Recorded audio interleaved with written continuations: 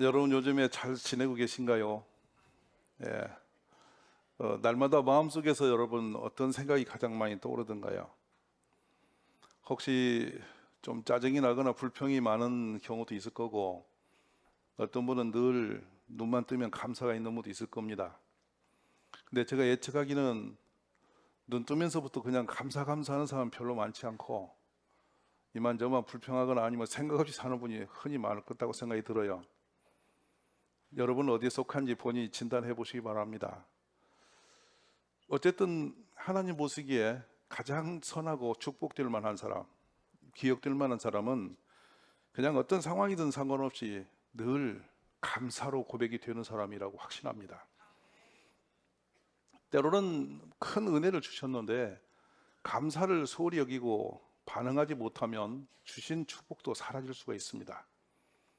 사람들이 대다수 왜 그렇게 낭망하고 왜 은혜도 없이 마음이 상하고 왜 그렇게 힘들게 사는가 보면은 고백 자체부터 무너져 있기 때문인데요. 심는 것은 아무렇게나 심고 거두는 것만 기대하는 이상한 구조를 가졌다는 거예요. 이 세상의 원리는 심은 대로 거두게 되어 있습니다.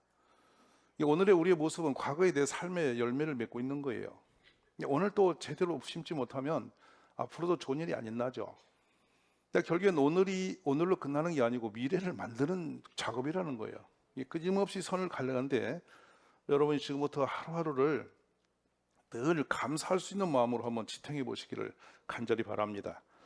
일반적으로 감사를 잃어버리는 이유는 나의 모든 일상이 그냥 자연적인 현상, 우연의 일치라고 생각한다는 거예요. 그냥 있는 거지 이렇게 표현하는데, 덜커덕 어떤 사건을 만나면 오늘 우연히 살았던 것이 결코 자연적 현상이 아님을 알게 되는 거예요. 성경에서 시편 4편 4절 8절에는 내가 평안히 눕고 자기도 하리니 나를 안전히 살게 하시는 이는 오직 여호와이시니라.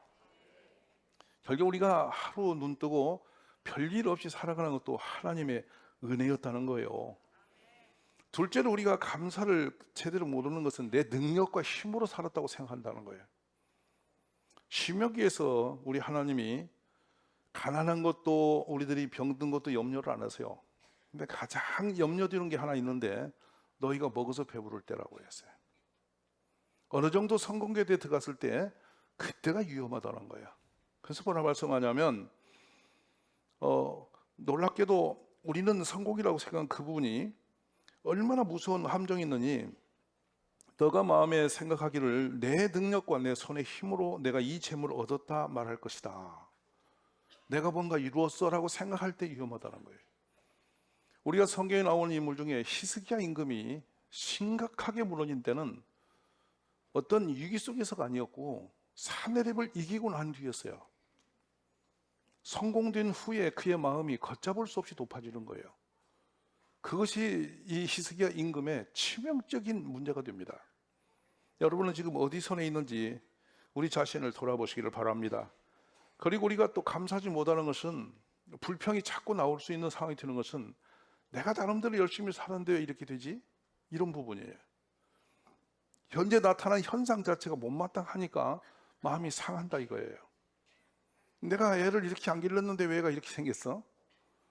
내가 열심히 살았는데 우리 가정 형편이 왜 이래? 내가 이렇게 열심히 살았는데 당신이 왜 그 모양이야? 막 이러면서 마음이 상한다는 거예요. 결국에는 열심히 노력한 것이 축복과 은혜가 되지 못하고 불평과 원망으로 바뀐다는 거예요. 근데 그것이 당연히 그렇게 끝나는 게 아니고 우리에게 화가 되어서 온다는 거예요. 오늘 그러니까 우리가 이 말씀을 대하면서 생각을 깊이 할 것은 열심히 노력해놓고 불평하면서 다 깨뜨리지 말고 우연히 일어난 현상도 하나님 은혜구나 생각하고, 또 내가 못마땅한 일이 생겨도 다 주의 뜻이 있구나 이렇게 생각하면 복이 있다는 거예요. 우리가 다니엘서에 보면 사드락 메삭 아벳느고가 불 속에 던짐을 당합니다. 들어가기 전에 느부갓네살 황제가 그들을 면담을 해요. 너희가 지금 왕의 신상 앞에 엎드려서 절할 거면 그렇게 하면 좋다. 그러면 이 모든 것을 면해 줄 테니 지금 그렇게 해보겠니라고 타협을 던져요. 그러면서 너희를 도울 신이 어디 있느냐? 저 불 속에 들어가면 어떤 신이 너희를 돕겠냐, 이렇게 다짐을 하면서 설득을 시킨다고요. 그런데 이 세 친구가 뭐라고 하냐면, 우리가 왕 앞에 대답할 필요가 없습니다. 하나님이, 우리가 믿는 하나님이 저 불 속에서 우리를 건져낼 줄 우리가 믿고 혹여 그리하지 아니한다 할지라도 우리는 하나님만 섬기겠습니다. 딱 이 마음을 가지고 들어가는 거예요. 근데 정말 불 속에 던졌는데 그 친구들은 모르거니와 불이 그렇게 맹렬하게 타는 속에서 세 사람을 집어넣는데 네 사람이 걸어 다니는 거예요. 느부갓네살 임금이 기진하죠. 깜짝 놀랍니다. 이게 웬일이냐. 근데 불 속에 대고 말을 해요. 사드라 메삭 아벳노고야 나오라 하니까 나와요. 그러니까 사람의 소리도 통하고 그 속에 하나님도 동행하셨고 그들은 아무 이상 없이 불 속에서 유유히 걸었다는 얘기예요. 놀라운 것은 그 세 사람이 연단으로 그치지 않고 느부갓네살 임금이 바로 그 하나님을 찬송을 합니다. 저 세 사람 믿는 저 하나님이 진짜 여호와 하나님이다. 이방 왕이 그 세 사람의 흔들림 없는 믿음을 보면서 기겁을 하는 거죠. 그리고 저 믿음을, 자신의 신을 버리고 하나님을 찬송하는 사람으로 바뀌어버리는 거예요. 이것이 하나님의 계획인 거죠. 무슨 말씀이냐면, 종종 우리가 내가 원치 않는 못마땅하고 힘든 일이 생기면 이거 재앙이 왔구나 하지 마시고 그 속에도 하나님의 뜻이 있다는 거예요. 불 속에 던지는 것이 하나님 때문에 들어가는 것인데 이 세 사람이 무엇 때문에 불 속에 내던둥이를 쳐야 됩니까? 왜 그런 핍박을 당해야 됩니까? 하나님을 믿는 믿음 때문에 당한 연단이 있지 않습니까? 근데 이 세 사람은 그걸 잘 감당해냈단 말이죠. 그래서 혹시 우리가 너무 힘들어서 하나님이 계시면 이럴 수 있어? 이런 의심이 올 때가 있고, 야, 내가 무슨 잘못이 있어 내가 이런 일을 당해야 돼? 이런 억울함도 있을 수 있고, 뭐 이런저런 상황에서 여러분이 마음이 상하거나 삶이 무거워서 불평과 원망할 수 있어요. 근데 그때마다 우리가 생각할 것은 이 문제 속에도 하나님이 계신다. 이 험중에도 하나님은 살아계신다. 항상 그런 생각을 놓치지 않고 하나님의 인정함이 있기를 바란다, 이 말씀이에요. 그렇게 되면 우리는 바로 하나님의 역사를 보는 거예요. 우리 모두가 하나님 안에서 그런 기적의 축복을 누릴 수 있기 간절히 바랍니다. 그래서 결국에 광야 40년을 지난 뒤에 모세는 그 백성 앞에 하나님의 마음을 설교를 합니다. 그 내용이 신명기 8장이죠. 이스라엘 백성이 40년 동안 광야를 걸으면서 너무 억울하고 속상한 거예요. 뭘 할 일이 없어 여호와가 2주면 건너갈 이 광야길에서 40년을 끌고 다니고 이럴 수가 있는가. 결국엔 37년 차가 되어서 그 믿음이 좋았던 고라 자손이 불같이 화를 내면서 일어납니다. 그랬더니 같은 마음으로 250명이 동조를 해요. 유력한 사람이 250명이 일어나서 모세에게 찾아갑니다. 오세요. 당신이 언제까지 임금 노릇하려고 우리를 끌고 다니냐?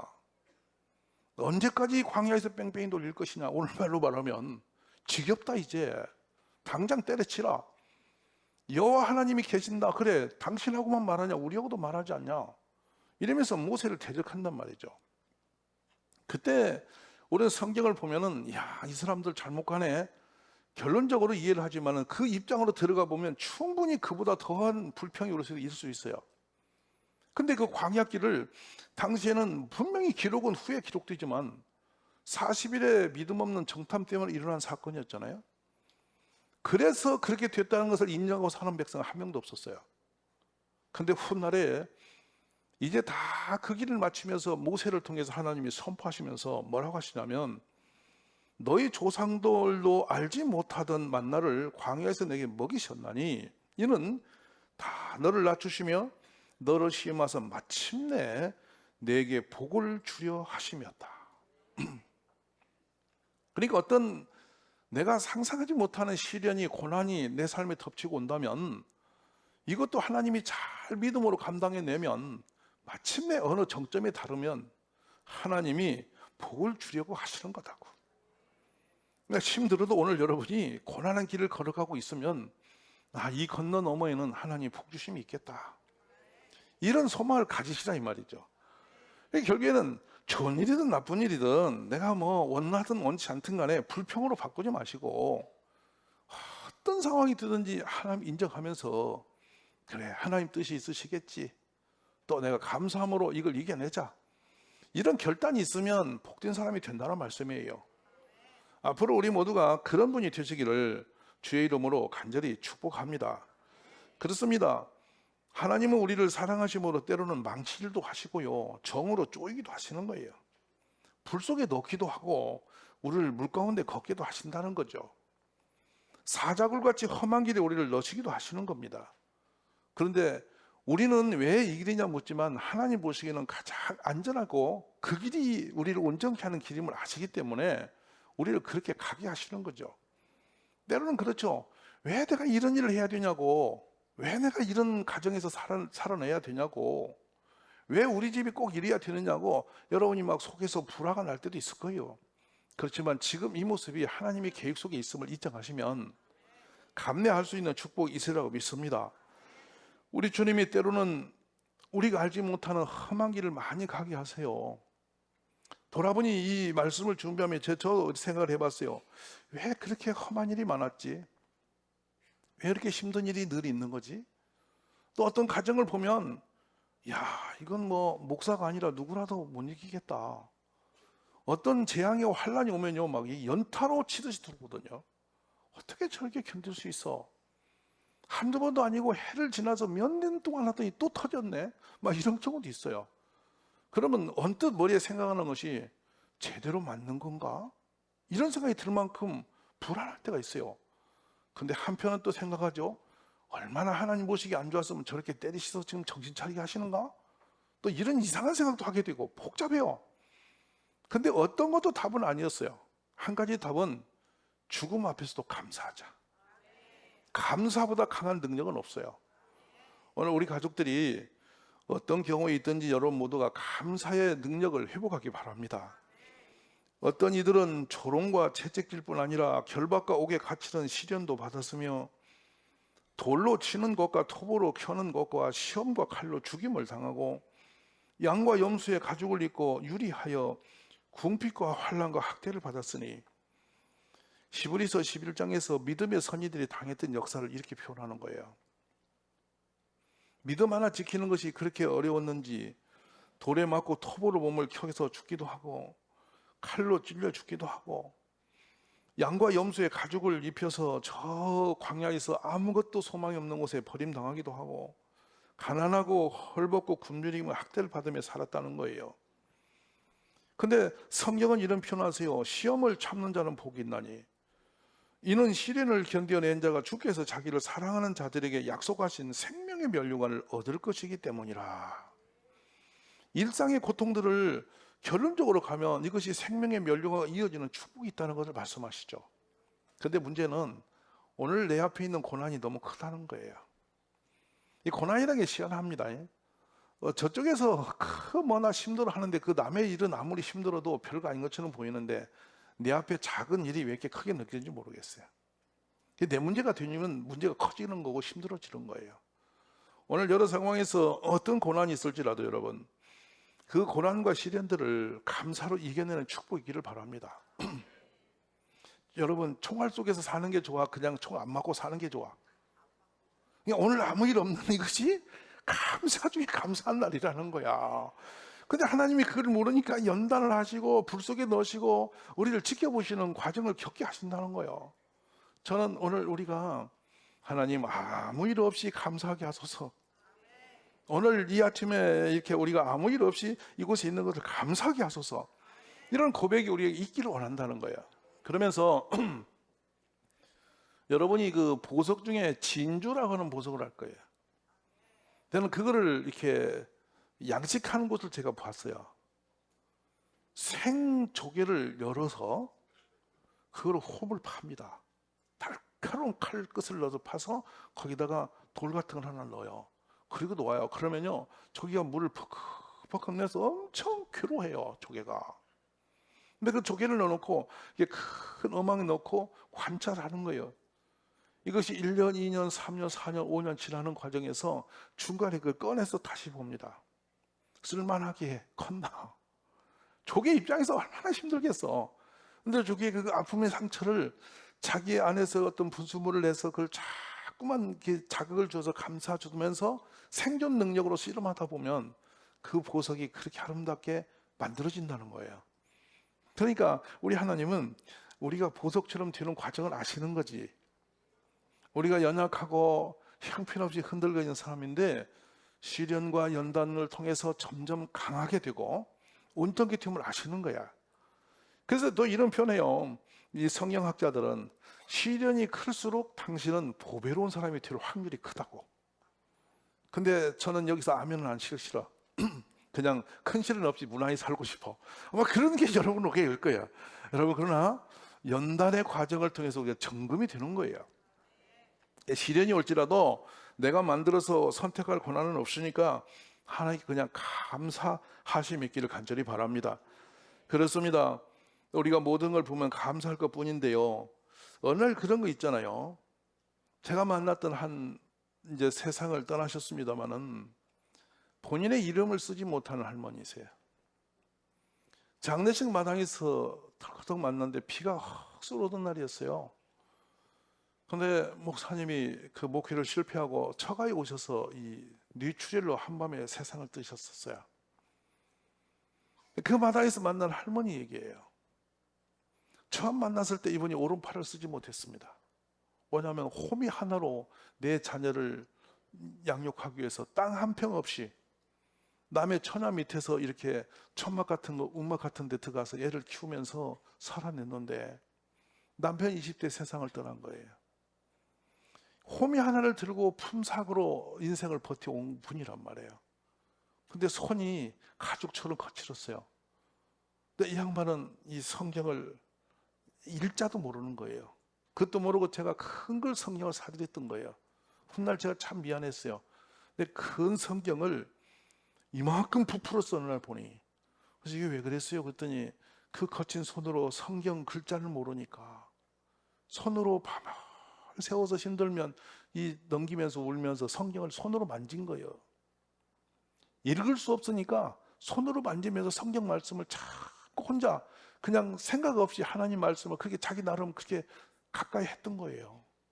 성경 표지가 부풀어서 이렇게 됐는데 그 성경을 기념으로 일생 그걸 품고 사셨거든요. 가방에 넣고 오시면, 교회 오시면은 당신이 깊은 주머니에서 헌금을 꺼내셔서 내 이름 좀 써달라고 그렇게 해서 봉투를 넣으시던 분이세요.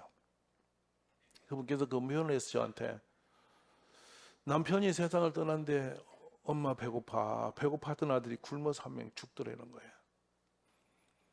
근데 이 아들을 묻어놓고 오면서 어떤 후회가 오냐면 내 살이라도 베어 먹일 거를, 내가 저놈이 배고프다는데 그걸 내가 살겠다고 그냥 놔뒀나. 이게 그렇게 가슴이 아프더라는 거예요. 자기 팔뚝만 봐도 몸을 봐도 이거라도 찢어서라도 먹였으면 살 것인데 이런 마음이 들어와서 그렇게 양심이 아팠다는 거예요. 죽음보다 더 무서운 것은 그분의 양심의 고백이었어요. 근데 이분이 그 험한 세상을 살아가면서 예수님을 만났어요.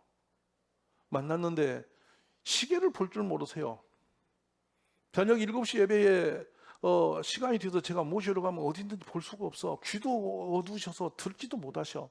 온 그 계곡에 있는 밭을 다니면서 제가 소리를 지르면 한 번은 담배 입이 어마어마한 속에서 조그마한 분이 나오시는 거야. 세상에 사람 얼굴이 아니야. 한여름에. 그래 제가 어찌 이렇게 힘든 삶을 사냐고, 어떡하냐고 제가 막 이렇게 좀 마음이 너무 아파서 얼른 씻고 교회 가시자고 이렇게 손을 붙들고 그러는데 허리가 구부러진 팔을 막 바삐 걸으면서 제가 물었어요. 전사님, 참 세상 험하다. 얼마나 힘든고. 그랬더니 하는 말씀이, 힘든 것보다 저는 감사한 게 많아요. 그래. 무슨 감사하고 그랬더니, 숨이 멎을 것처럼 힘들면은 그 밭둑이 앉아서 하늘을 보면 저기가 내 집이 있다. 저기 예수님이 나를 기다리신다. 막 이 생각이 오면 그렇게 감사할 수가 없다는 거야. 그러니까 이분은 항상 모든 걸 감사를 하는 거야. 그러면서 저에게 이 여름이 되면은 이렇게 마늘을 이렇게 한 2줄을 이렇게 손으로 엮어서 그걸 가지고 오셔요. 그래서 이걸 밭도 없는 분이 어디서 이걸 해오냐 그러면 남의 집 담벼락 밑에 그 길가에다가 마늘을 심은 거예요. 심어서 왜 그러냐 하니 저한테 그럽니다. 내가 목사님에게 드릴 게 아무것도 없어서 이 마늘이라도 좀 한 두 줄 이렇게 심어서 드리는데 이게 가면서 오면서 보면서 기도하는데 그렇게 감사해서 마늘 이렇게 잘 익어주니 너무 고마워서 이제 마늘을 자기가 쓱 뽑아서 이렇게 단을 엮어서 가져왔다는 거예요. 그러면서 저기 사택 옆에다 이거 걸어 놓으면서 하신 말씀이 이거 버리지 말고 잘 드시라고. 저는 그 마늘 하나하나를 만질 수가 볼 수가 없어 마음이 아팠어요. 근데 그분은 그 속에서도 늘 감사를 하는 거예요. 마늘을 만지면서 이게 이렇게 잘 커져서 얼마나 고마웠고 감사하다고. 여러분, 갖지 못해서 불평이 나오는 게 아니고요, 가지고도 감사 못하는 사람은 그게 지옥이에요. 오늘 우리가 범사에 감사함이 있기를 주의 이름으로 축원합니다. 고린도서 4장 2절에 기도를 계속하고 기도에 감사함으로 깨어 있으라. 무릇 에베소 4장 29절입니다. 더러운 말은 너희 입 밖에도 내지 말고 오직 덕을 세우는 데 소용되는 대로 선한 말을 하여 듣는 자들에게 은혜를 끼치게 하라. 아멘. 오늘 우리가 범사에 그냥 어떤 상황이 되든 감사가 있는 우리 고백이 있기를 주의 이름으로 축원합니다. 내 눈은 바로 보며 내 눈꽃 보는 내 앞을 곧게 살펴 내 발이 행한 길을 평탄하게 하며 내 모든 길을 든든히 하라. 자르나 운에 치우치지 말고 내 발을 악에서 떠나게 하라. 우리가 악한 길에 서서 자꾸 불평을 내지 마시고, 고린도전서 우리에게 가장 나쁜 상태는 뭐라고 말하냐면 거울을 보듯이 우리가 망하는 코스가 하나 있는데 너희가 원망하는 길이라고 표현하세요. 이 민수기에서 망한 길은 원망 때문에 망했다는 거예요. 어떤 경우도 여러분 원망하지 마시고 감사하십시오. 넘어져도 감사하시고 우리가 어떤 좋든 나쁘든 상황이 오는 거 모든 걸 감사로만 나갈 수 있도록 마음을 다져 놓으시기를 바랍니다. 슬플 때도 아플 때도 괴로울 때도 어려움을 만났을 때도 주님이 나를 이렇게 하시는구나 그냥 인정하는 거예요. 내가 감당할 수 없는 시련을 만날지라도 주께서 이리 하시는구나, 다 그리하면 여러분 그게 복이 되는 줄 믿습니다. 제가 고린도전서와 고린도후서에서 사도 바울이 자신의 삶의 고백을 이렇게 쭉 나열한 장면들을 소개해 드립니다. 내가 생각하건대 하나님의 사도인 우리를 죽이기로 작정된 자 같이 끄트머리에 두셨음에 우리는 세계고 천사와 사람에게 구경거리가 되었노라. 바울이 하나님이 죽이기로 결정하고 내버린 사람처럼 되어버려서 온 세상 사람들에게 구경거리가 되었다는 거예요. 그러면서 고린도전서 4장 10절에서 이렇게 10절과 12절 자신을 이렇게 정리합니다. 우리는 그리스도 때문에 어리석으나 너희는 그리스도 안에서 지혜롭고, 우리는 약하나 너희는 강하고, 너희는 존귀하나 우리는 비천하여, 바로 이 시각까지 우리가 줄이고 목마르며 헐벗고 매맞으며 청처가 없고, 또 수고하여 친히 손으로 일을 하며 모욕을 당한 즉 축복하고 박해를 받은 즉 참고 비방을 받은 즉 권면하니 우리가 지금까지 세상의 더러운 것과 만물의 찌꺼기같이 되었도다. 우리가 이렇게 훌렁 성경을 읽지만은 이 한 몇 줄의 이 글 속에 담긴 바울의 삶은 얼마나 고단하고 위로웠겠습니까? 어떤 한 곳도 바울이 껄껄 웃으면서 야 행복하다, 내가 은혜 받아서 정말 재미나다, 뭐를 붙들고 그렇게 웃을 일이 전혀 없었던 사람이에요. 근데 바울은 감옥에서 빌립보 교인들에게 항상 감사하고 항상 기뻐하라고. 아멘. 근데 그것도 반복적으로 기뻐하고 또 기뻐해야 되는 거라고. 이렇게 우리를 권면하고 계세요. 우리 가운데 어떤 사람을 봐도 바울처럼 버림당한처럼 그렇게 심각하게 어려움 당한 사람 많지 않습니다. 그런데 우리는 바울이 가졌던 그 믿음을 갖지 못한 게 아쉬움입니다. 오늘 범사를 감사하심이 있기를 주의 이름으로 축원합니다.